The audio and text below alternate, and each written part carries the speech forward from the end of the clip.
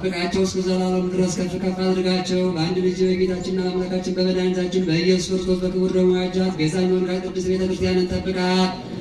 ለነገሥታትና ለመኳንንት ቀብን ማደሪያቸውን ዘንድ በዚች ቅድስት ቤተ ክርስቲያን ማታቸው ተሰብስባችሁ የጸለያችሁ የጌታችን የአምላካችን የመድኃኒታችን ኢየሱስ ክርስቶስ ቅዱስ ሥጋውን ክቡር ደሙን የተቀበላችሁ በማወቅ ወይም ባለማወቅ የሰራችሁትን ኃጢአታችሁን ይቅር ይበላችሁ።